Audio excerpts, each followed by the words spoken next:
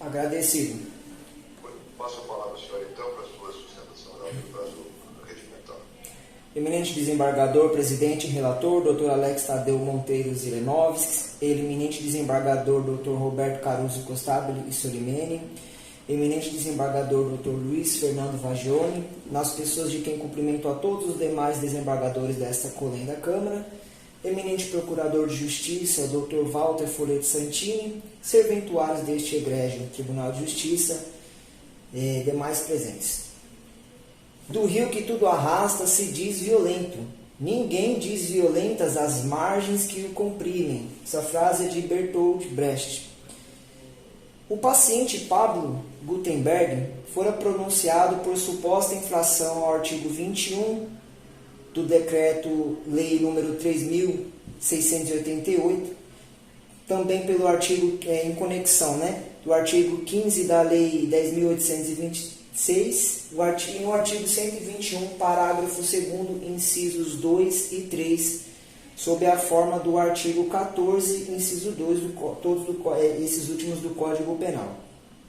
E resignado com a respeitável sentença de pronúncia, Pablo interpôs, por intermédio de sua defesa, recurso em sentido estrito, o qual devolverá para esta colenda Câmara o conhecimento do mérito. Portanto, não nos ateremos aqui a essas questões. Doravante, excelências, a impetração pretende garantir a liberdade do paciente na medida em que considera ilegal a manutenção de sua custódia cautelar na forma como fundamentada, bem como a desnecessidade da prisão preventiva diante da atual fase processual em que se encontra o feito, respeitando sempre o entendimento diverso. De fato, o inciso 4 do artigo 648 do Código de Processo Penal é cristalino em aduzir que a prisão torna-se ilegal quando houver cessado o motivo que a autorizou, de modo que exige uma constante observação por parte da autoridade judiciária na manutenção da custódia cautelar. No caso em Testilha, a douta magistrada Acó simplesmente manifestou que os motivos que ensejaram o decreto da custódia cautelar foram ainda mais reforçados pela prova até o momento produzida nos autos. E com tal fundamento, essa defesa não pode concordar. Eminente desembargador Costabile Solimene, se tivermos que concordar com tal fundamento, estaremos, pois, diante de tornar inócuo o dever constitucional imposto aos magistrados, qual seja o da fundamentação, na forma do inciso 9 do artigo 93 da Constituição. E, de fato, eminente desembargador Luiz Fernando Vagione, se o magistrado se omite em seu dever de fundamentar as decisões judiciais, mormente no que tange aquelas que dizem respeito ao cerceio da liberdade, e aqui essa defesa impetrante, com todo respeito, não considera fundamentada a decisão ora atacada, não considera ela como uma decisão idônea de se embasar a custódia cautelar, corremos o risco, excelência, de tornar automáticas as prisões preventivas, ao completo arrepio da legislação vigente, pois basta fundamentar que é um crime de gravidade concreta, é um crime com a pena máxima abstrata superior a 4 anos e que estão aí presentes os requisitos do artigo 312 do CPP, bastando essa fundamentação, todos os crimes apurados, todos os processos em que se apurem crimes nestas circunstâncias, a prisão será automática, não vamos nem precisar dos magistrados, com todo respeito, não querendo ofender a vossas excelências, mas bastaria essas condições para que as prisões fossem automáticas. E o sistema processual penal vigente garante que a prisão é a última alternativa. Eis que nós temos diversas medidas cautelares que podem ser fixadas para a garantia do juízo e da ordem pública. Vejamos, se é fato que a custódia cautelar de Pablo fora decretada lá na gênese da ação penal, por ocasião do recebimento da denúncia e da representação da autoridade policial pela prisão preventiva, porque foi a prisão preventiva na gênese, ela foi decretada por ocasião da representação da autoridade policial, o Ministério Público ofereceu a denúncia e concordou com a prisão, e a douta magistrada Acó decretou a prisão preventiva. É importante ressaltar que naquela ocasião, Pablo sequer tinha sido intimado para comparecer em sede policial para prestar os seus depoimentos.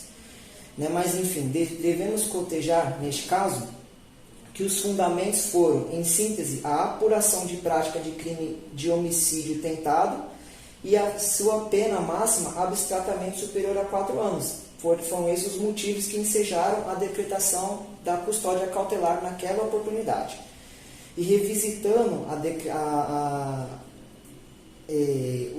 a fundamentação a qual, por ocasião da manutenção da prisão preventiva na decisão de pronúncia, a magistrada fundamentou que estão presentes os mesmos motivos, mas não, porque os motivos daquela ocasião foram outros.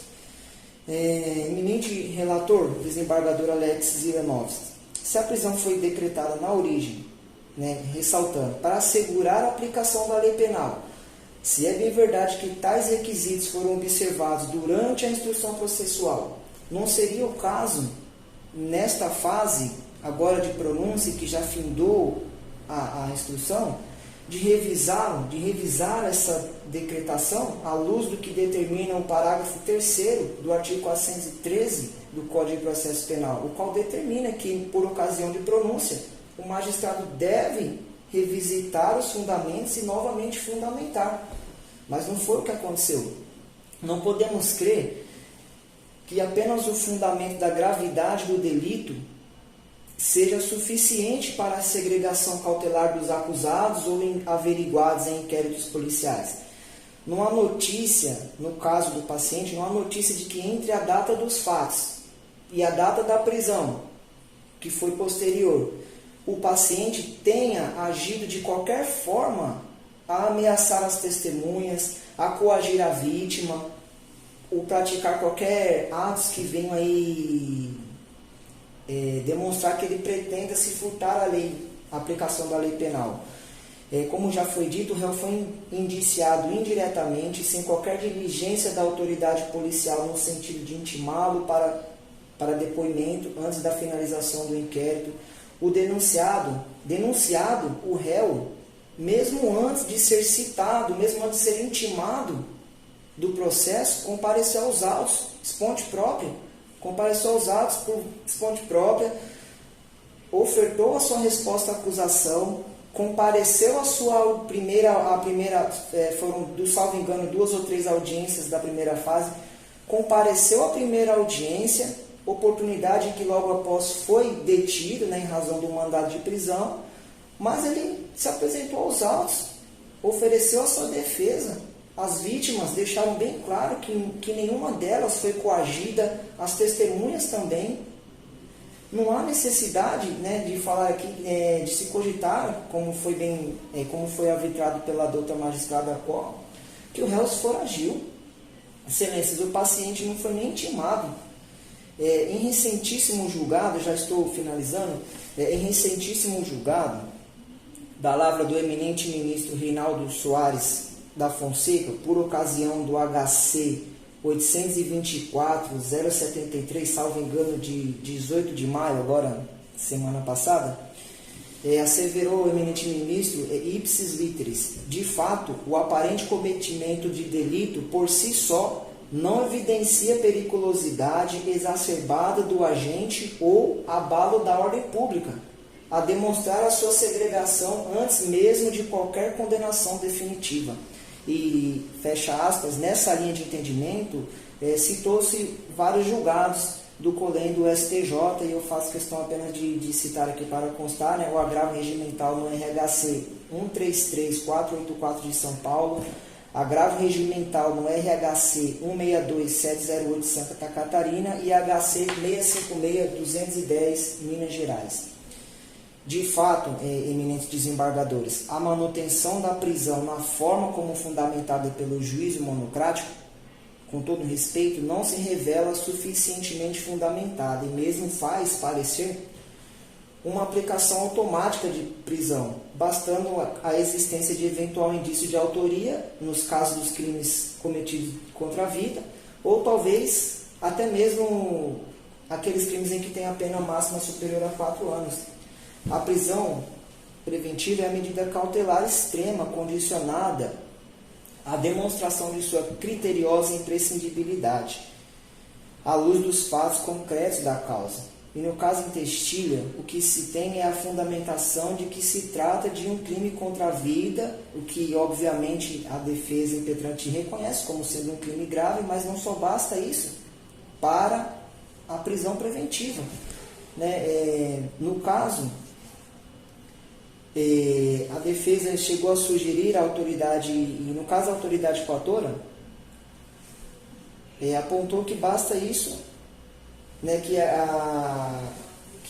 é um crime que apurou, um crime de homicídio, que se apura, que é de reconhecida gravidade concreta, mas a defesa entende que essa não é aí o requisito base, para a manutenção nesta fase, que é no fim da primeira fase após a pronúncia. Então, não há uma fundamentação na respeitável decisão no sentido de que as medidas cautelares diversas da prisão são inaplicáveis ao caso. No sentido de se evitar a prisão preventiva, esta que é a última ratio, é a última medida a ser adotada. Ao que nos parece, essa defesa, com todo respeito, o que se busca, na primeira instância, é uma justificativa para prender. Data máxima venia, o que se busca é sempre uma justificativa para prender, mas não se justifica o porquê que não estamos aplicando as medidas cautelares diversas da prisão. E as medidas cautelares, a exemplo, proibição de acesso ao local dos fatos, que já está comprovado que o réu não retornou mais ao local dos fatos. Proibição de contato com a vítima, comparecimento periódico em juízo para informar suas atividades. Proibição de deixar a comarca sem aviso prévio.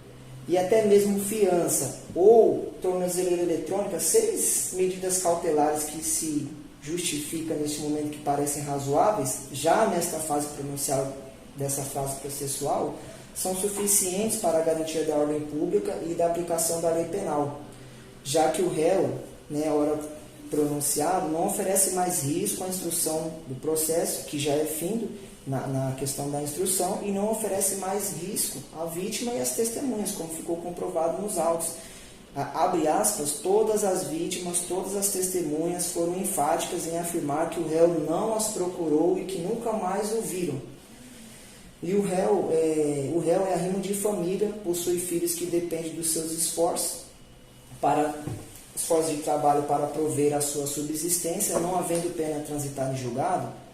O réu faz jus ao benefício da dúvida, o que se requer aqui de vossas excelências, para que possa retornar à sociedade e às suas atividades laborais enquanto aguarda a segunda fase do procedimento do júri.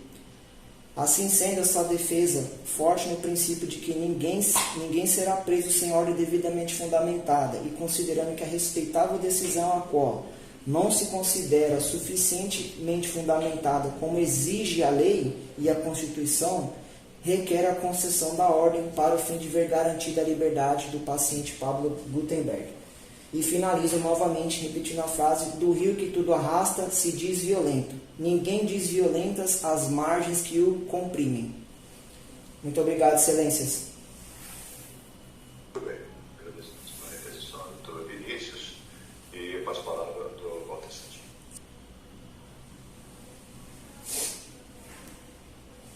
O presidente, da sua própria relatoria, pedido de habeas corpus para liberdade provisória ou revogação de preventiva de réu pronunciado por tentativa de homicídio e porte de arma. Eu não entendi bem o que o advogado quis dizer com margem do rio, não sei o quê, mas eu não sei se tem margem do rio aqui. Aqui tem margem de violência, de periculosidade, de todo um estilo de uma pessoa arrogante e agressiva, que merece continuar presa. Foi pronunciado. Né? Só pela narração dos fatos que ocorreram, que está referido na própria primeira decisão, ele foi num bar que estava acompanhando a dele, ele foi lá e constatou na mulher. Aí uma outra pessoa que estava lá pediu para ele respeitar as crianças que ele pegou dando tiro na mulher. Se for a margem do rio,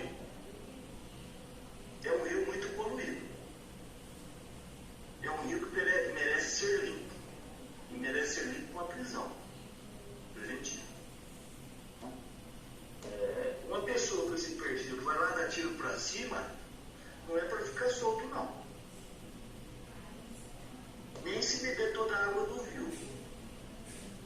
Era que não sei do Rio Tietê. Essa decisão de folhas 44 e seguintes foi na prisão durante a denúncia. História cautelar, adequada, a preservação da seriedade das vítimas. Quem vai ter coragem de falar com esse, que dá tiro sem mais ninguém, dá tiro para cima, dá tiro a pessoa que mandou simplesmente respeitar as crianças que estavam batendo na mulher, agressor de mulher, inexplicavelmente no local público, dando tiro para cima, valentão, tem que ficar preso. Né? E na pronúncia, tem simplesmente a referência, né, que não foi muito, vamos dizer assim, muito longa, mas foi suficiente, dizendo que era para manter a prisão porque ele continuou preso e não houve alteração. Ou seja, é um método de julgamento embasando uma decisão de ratificação. Né? Claro que, no ideal, nós poderíamos exigir que falasse um monte na pronúncia, mas foram os motivos que sejaram ainda mais reforçados, ou seja, continuam de reiteração, mesmo que implícita, dos argumentos anteriores. Né? E aqui cita a possibilidade de fuga após os fatos. O advogado fala, menino foi intimado. Mas não que não tivesse intenção de fuga, o aspecto de violento dele ficou bem claro, que não merece ficar solto. Pessoa com esse perfil psicológico que não merece ser aborto. Ainda mais em casos de tentativa de homicídio. Acho que as vítimas, as pessoas vão demorar de falar com o homem desse solto, que atira sem mais nem menos, é para ficar preso mesmo. Pelo indeferimento do habeas corpus. Também agradeço a manifestação da Walter Santin. E eu observo que a empresária apontada como coautora informou que o que interessa, que fim da instituição criminal, o paciente foi pronunciado sem ele recorrer. De liberdade vai ser suspendido no julgamento pelo Tribunal do Júri com o incurso do artigo 21 do Decreto-Lei 3.688/41 e no artigo 15 da Lei Federal 10.126 de 2003 e artigo 121, parágrafo 2º, incisos 2 e 3, como era 14.2 do Código Penal. Por fim, informou que houve interposição do recurso ilícito que se encontra em processamento naquele juízo. Entendo eu que não vislumbro construir legal sancionado por esta via. Inicialmente, ressalto que as questões relacionadas à legalidade da custódia cautelar foram analisadas, minuciosamente analisadas nos autos do habeas corpus número tal, cuja ordem foi denegada por esta segunda Câmara Criminal. Naquele julgamento constou que, aspas, imperioso registrar que o paciente foi denunciado, inclusive pela prática de teste de tentativa de homicídio qualificado pelo último fútil no emprego de meio que causou perigo comum que admite a custódia cautelar, mormente diante das circunstâncias que permeiam o caso concreto em que, no interior de um bar, o paciente, em tese praticou visto de fato contra a ex-companheira, disparou para o alto e, em seguida, na presença de menores de idade, atingiu a vítima Érica. Se conserva folhas 169 seguintes. Destarte, a segregação cautelar do paciente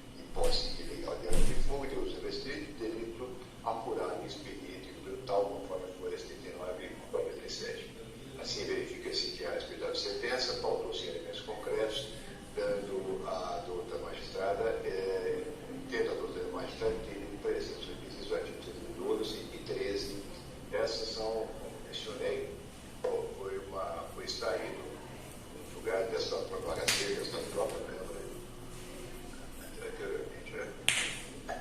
Continuando, a decisão de pronúncia, o verificador de direito ao qual fundamentou a necessidade da manutenção da prisão cautelar do paciente, asseverando que, aspas, os motivos que ensejaram o decreto da custódia cautelar foram ainda mais reforçados pela prova até o momento produzida nos autos, indicando assim a necessidade da manutenção da medida. O oportuno destacar a fuga do acusado após os fatos, circunstância que evidencia sua intenção de se cuidar da aplicação da lei penal, delega depois o direito de recolher em liberdade. Fecha aspas. Ressalta-se que a existência de condições pessoais favoráveis, como criminalidade, bons antecedentes, ocupação de residência fixa, não é apta a constituir a prisão processual, posto que presentes medidas de ordem objetiva e subjetiva que autorizariam a imposição da medida extrema como que autorizam a imposição da medida extrema como verificada na hipótese não se ouvida ainda que o paciente permaneceu preso durante toda a execução criminal, preso que a prisão do paciente foi devidamente fundamentada, posto que o ministro do juiz Acó entendeu presentes nos artigos 312 e 13 do Código de Processo, sendo desta forma inadequadas quaisquer das medidas cautelares previstas no artigo 319 do mesmo tipo. Assim sendo, propõe o apoio da turma julgadora que a ordem seja denegada. Desembargador Gustavo de Solimene, como volta a Vossa Excelência? Presidente, eu quero cumprimentar o doutor Vinícius Carvalho, que é um orador nato e que tem se empenhado muito pelo seu constituinte. Senhor presidente, eu estou com os autos abertos, a página 188, e vejo que em São Bernardo do Campo, na terceira vara criminal, Vossa Excelência foi titular da terceira vara criminal, e eu fui titular da vara do juiz. Que saudades, hein? Tempos áureos. O seu promotor era hoje ministro do Supremo Tribunal Federal, Alexandre de Moraes. O time era bom lá em São Bernardo do Campo. A única coisa ruim era a chuva que não dava ao nosso fórum. Não sei se o senhor se recorda disso. Aqui na terceira... Oi? Que como? Temos que ir de barco muitas vezes para o Júlio. Na terceira vara criminal, corre um processo e o ora paciente, ele não ajuda o doutor Vinícius. O doutor Vinícius precisa da ajuda do constituinte dele também. Perdão aí. Por quê? Porque ele foi preso por estar com arma de fogo e obteve liberdade provisória concedida 6 dias, no dia 2, 24 horas depois de ter sido preso. Está aqui, página 188. 15 dias depois se envolve numa discussão com mulheres dentro de um bar. Resulta um disparo na cabeça, falar que o tiro acertou a boca, a bochecha, é reduzir a gravidade do fato. E aqui eu faço uma observação, doutor Vinícius. A impetração do Dr. Vinícius, brilhante e merecedora de todos os elogios, todavia, esqueceu-se que os fatos dizem muito mais do que o despacho judicial. O despacho judicial não é teve uma decretação da prisão, teve